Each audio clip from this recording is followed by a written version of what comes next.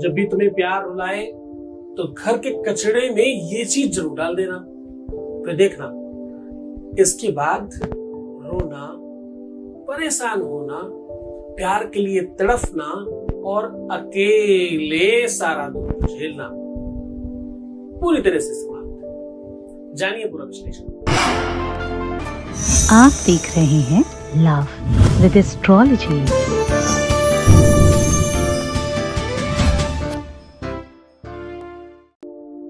नमस्कार, मैं हूं आचार्य सतीश मस्ती। आपका बहुत स्वागत करता हूं लव विद एस्ट्रोलॉजी में। लव विद एस्ट्रोलॉजी में आपके अपने जीवन में प्यार भरा जाता है। एस्ट्रोलॉजी में आपको जीवंत किया जाता है। आपकी लव लाइफ, पारिवारिक लाइफ, मैरिटल लाइफ, शादीशुदा जीवन, वैवाहिक जीवन, आपके रिश्तों में प्यार भरने का साधन है, रिश्तों को रिपेयर करने का संसाधन है। इतना ही नहीं, जो जोड़ियां आसमान में बनती होगा, repairing centre love with astrology है। आज हम कह रहे हैं कि अगर आपको रिश्तों में रोना पड़ता है, अगर रिश्तों में आपको बिलखना पड़ता है, आपको रिश्ते में परेशान होना पड़ रहा है, तुम दुखी हो, तुम परेशान हो, क्या तुम हर हाल में अपने रिश्ते को ठीक करना चाहते हो? तुम चाहते हो कि तुम्हारे रिश्ते में जितनी भी कमियां हैं वो पूरी तरह से सर्वाधिक नष्ट हो जाए?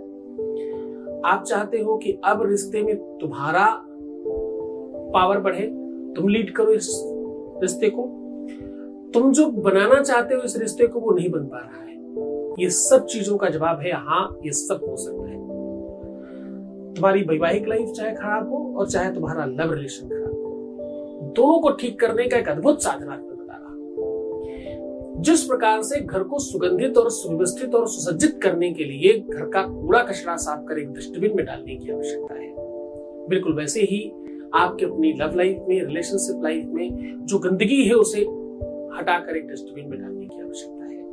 एक तरफ जहां मैं आज आपको एक उपाय बताने वाला हूं कि डस्टबिन में क्या और कैसे डालें, दूसरी तरफ हम आपके लाइफ की डस्टबिन को भी थोड़ा सा सुडौल और सुव्यवस्थित करने वाले हैं। गंभीरता से समझना, क्योंकि ये पाठशाला सिर्फ उन लोगों के लिए है जो प्यार के बारे में समझते हैं।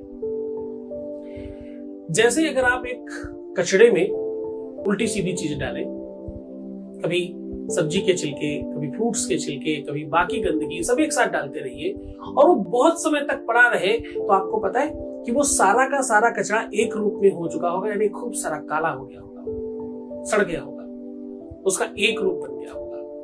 ऐसे ही तुम्हारे जीवन रूपी अंदर भी एक डस्टबिन है।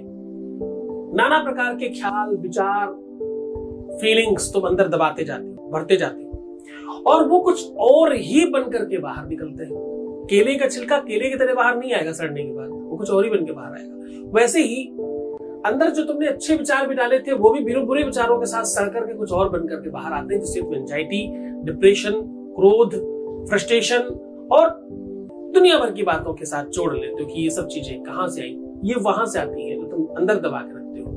मैंने बहुत बार सिखाया है कि तुम रात में कैसे सो और सुबह कैसे उठो, अपने आप को आशीर्वाद कैसे दो और किन मंत्रों का अपने ऊपर प्रयोग करो, कार्मिक अकाउंट कैसे ठीक करो और अपने लव रिलेशन को ठीक करने के लिए क्या क्या बेसिक आवश्यकता है उनको कैसे पूरा करो। ये सब मैंने बहुत सारे वीडियोस में बताया है, तुम पिछले वीडियोस में जाके देख सकते हो, समझ सकते हो। आज मैं तुम्हें ये कह रहा हूं कि तुम डेली अपने आप को एनालिसिस करना शुरू करो, एनालाइज करो, खुद की गलतियां निकालो। दुनिया में सबसे बड़ा मुश्किल काम है खुद की गलतियां निकालना। दुनिया में सबसे मुश्किल काम है खुद की कमियां निकालकर बाहर रख पाना। विश्व का सर्वाधिक मुश्किल काम है अपने बारे में कुछ गलत बोलना, खराब बोलना। एक बड़े संत हुए, उनसे किसी ने कहा अपने बारे में बोलिए स्वामी जी, तो पता क्या बोला? पता था, मोशम कौन अधम खल कामी। मेरे जैसा अधम, मेरे जैसा खल, मेरे जैसा कामी, मेरे जैसा धूर्त होगा कौन?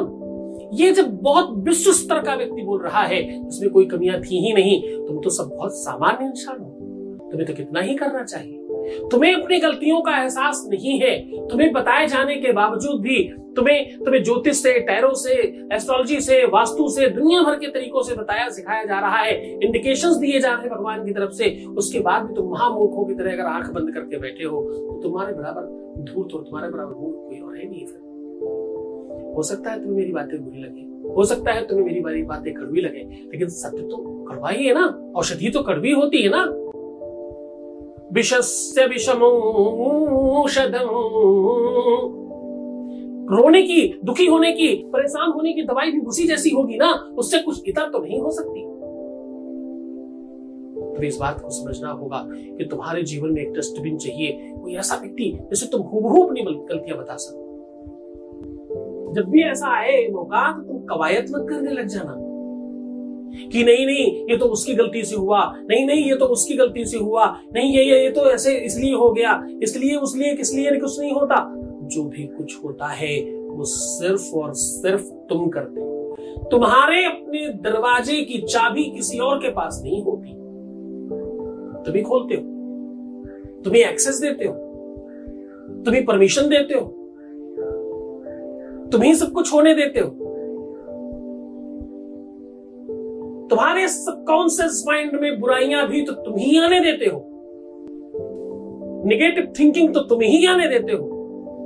ध्यान रखना, जो बो रहे हो वही काटोगे। ये तुमने सुना तो बहुत बार होगा, लेकिन तुम समझते नहीं हो। तुम एक बार जब बुरा सोचते हो किसी के बारे में, कोई भी हो, अब तो शायद आजकल ऐसा हो रहा है मेरे साथ, तो ये हो रहा था कि नहीं, तुमने फोरकास्ट करके अपने माइंड को जरूर करा दिया कि ये हो रहा है। अपनी प्रकृति को पॉजिटिव विचार दीजिए। अच्छाई में अच्छाई मत ढूंढो, बुराई में अच्छाई ढूंढने की कोशिश करो, प्रयत्न करो। तुम जीत सकते हो। तुम्हारी डस्टबिन कूड़े से नहीं, अच्छी चीजों से भर सकती है। संभालो अपने आप को। रिश्तों को चलाने के लिए सकारात्मकता जरूरत है। रिश्तों को चलाने के लिए भगवान शिव बनने की आवश्यकता है। भगवान शिव अमृत बच्चों में बांटते हैं और विश्व में पान करते हैं। हाँ, नीलकंठ है वो, विश्वान कर गए वो। विश्वान मतलब सारी बुराइयां मेरी, अच्छाइयां तुम्हारी, जो कमियां वो मुझ में, अच्छे आप। ये करके तो देखो, रिश्ता अपने आप को अव्वल हो जाएगा। और ये सिर्फ बोलने के लिए नहीं, चापलूसी के लिए नहीं, करने के लिए भी। देखिए बहुत अच्छा हो जाएगा।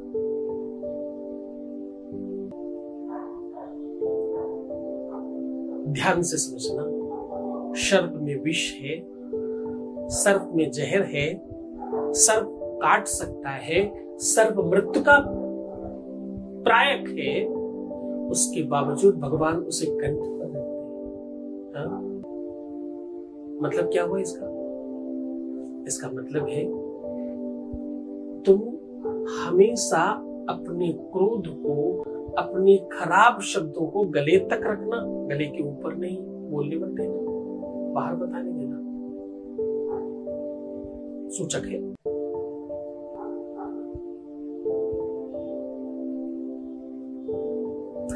ज्ञान इसलिए नहीं होता कि तुम अपने आप को अभिमानी समझो, ज्ञान इसलिए होता है ताकि तुम लोगों के लिए बेहतर बन सको, ये सब ठीक हो जाएगा।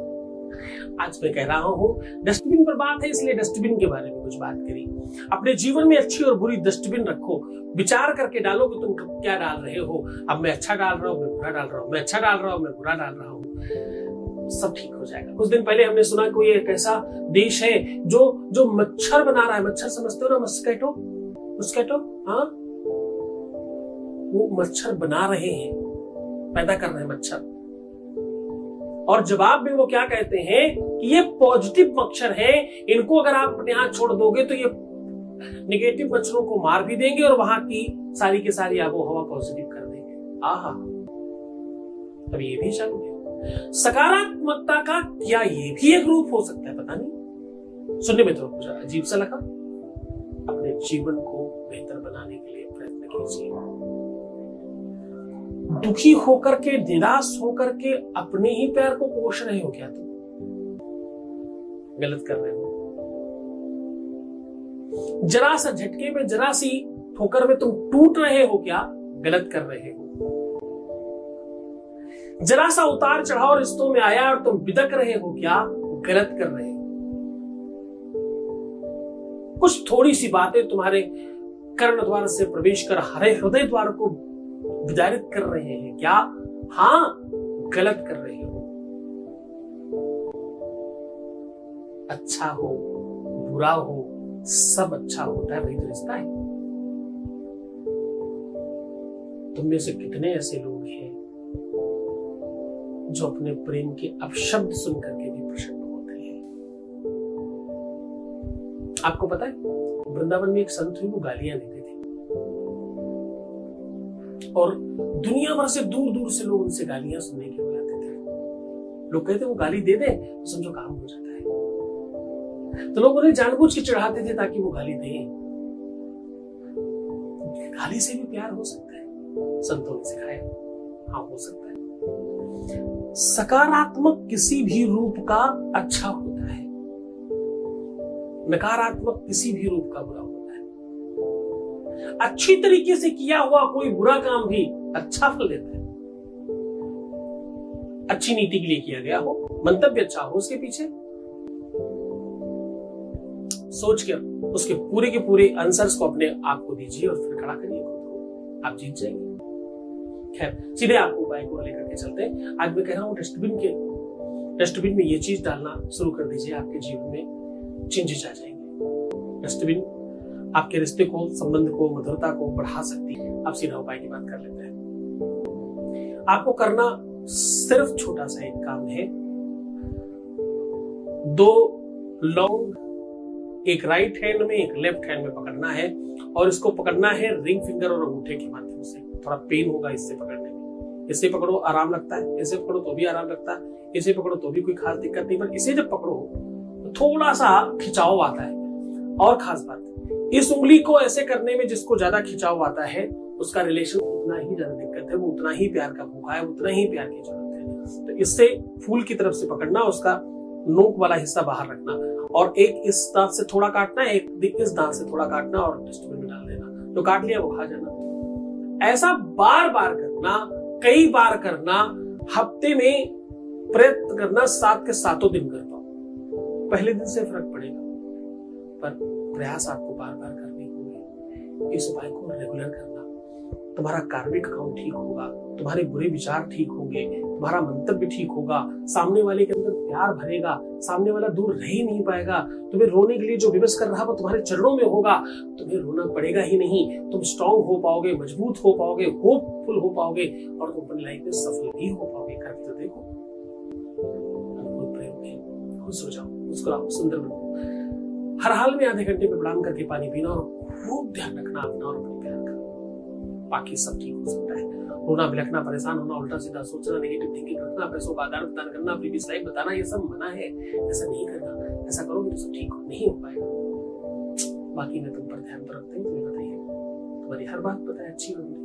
जब तुम अच्छा सोचते हो तब भी पता चलता है, बुरा सोचते हो तब भी पता चलता है, फिर भी हम तुम्हारे साथ हैं। ओम नमः शिवाय।